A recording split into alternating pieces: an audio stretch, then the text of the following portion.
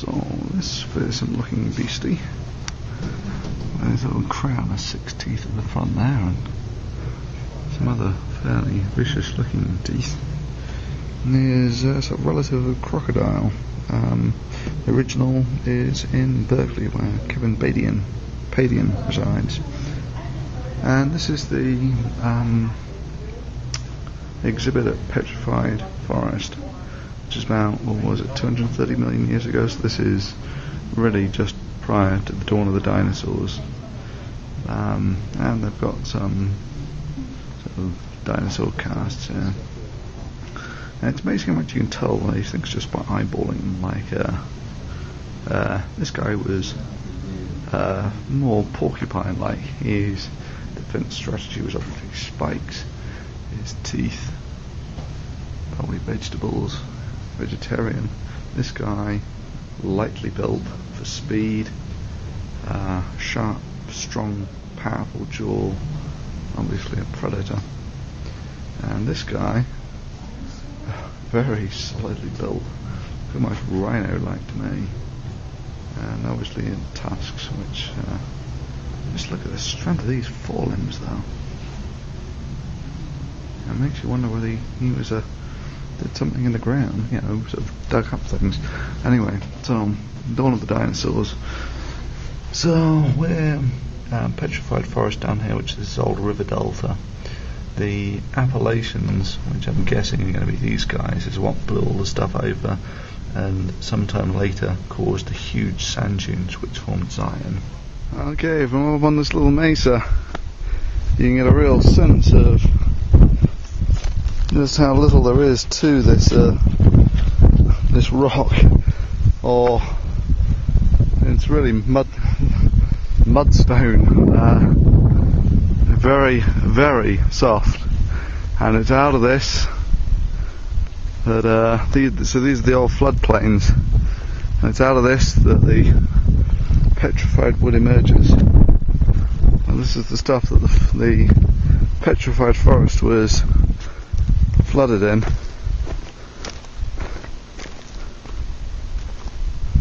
And of course it all sits on top as the stuff erodes away. You get the accumulation of the much harder mineralized trees like this one.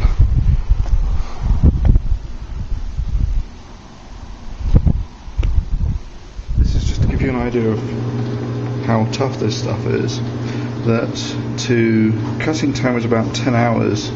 Comparable cutting time for a piece of granite would be about 2.5 hours, so it's comparably hard to granite. And over here there's another polished piece. Now, it does look pretty when it's polished. All the different areas of mineralization.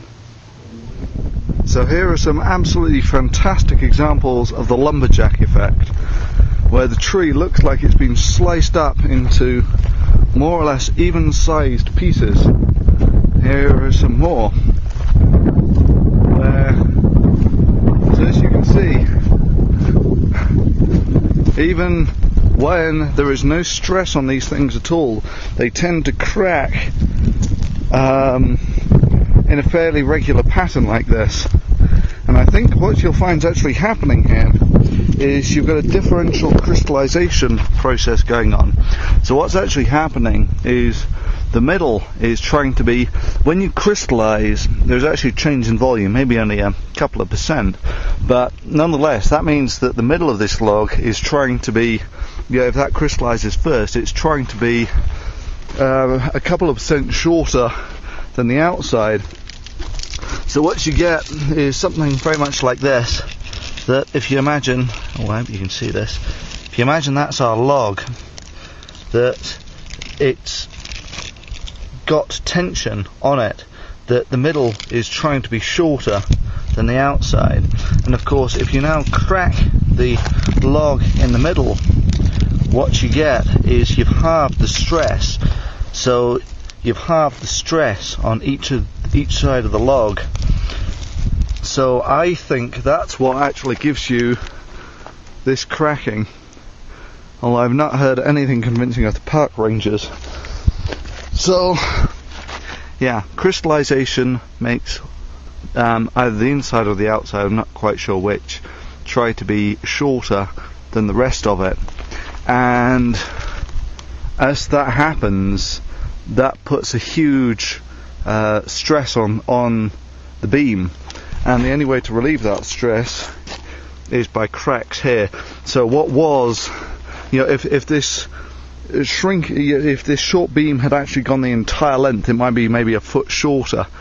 However, if you actually crack here, then there is only a relatively small amount of stress, because it's only over a relatively short, the stress will actually be linear with how long the beam is. So if it actually cracks into shorter beams, it relieves the stress. So that's my guess for the lumberjack effect.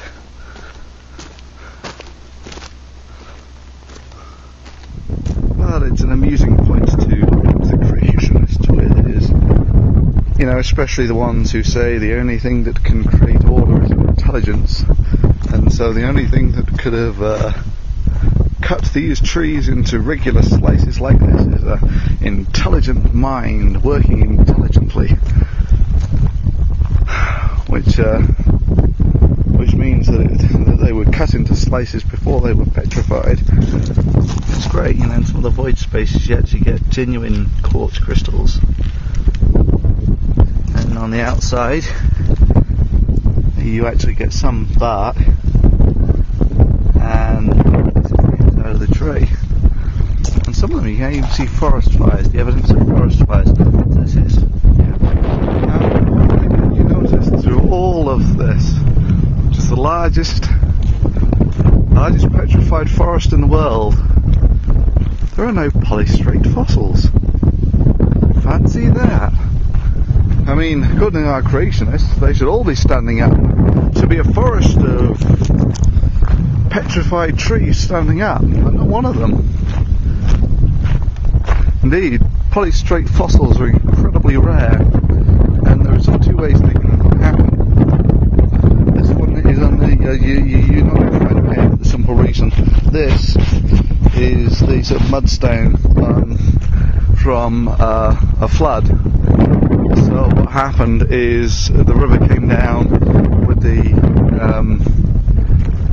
dead trees in them, and they settled in the mud, and floods came over and deposited all this mud and shit, which eventually allowed water and minerals to leach into them, which petrified them like this. And so you get these sort of things like bug holes and whatever, which are really neat, and rotted places, and so you've got really sharp eyes. You can sort of find evidence of forest fires and such like. Anyway, I digress. So the mud comes over, and then the minerals leach into the cellulose matrix, and over a long time they actually petrify the tree, mineralize it. So but I think it's actually a reaction between the silica and the sugars of the carbohydrate, but I could be wrong. I just got a memory of that from somewhere. Anyway, so the two reasons you can get polystrate fossils is, the first one is you get the logs washed into a lake where they sink and fall into the mud, where they later actually, they're in an anoxic environment like that, and they just get petrified standing up. That's one way you get your polystrate fossils. The other way is you get your floodplain that comes down, and it just so happens that rather than actually burying the trees flat like this, they're actually buried upright. So those are the two ways you can get your polystrate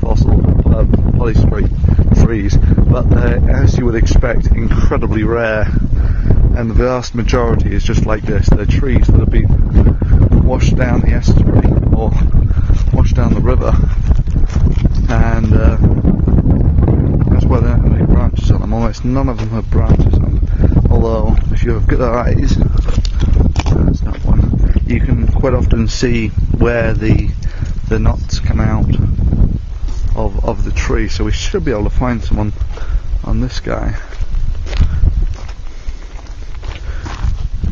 Incredible. Looks soft, but it's not. Okay, there you go. That's where a branch came out.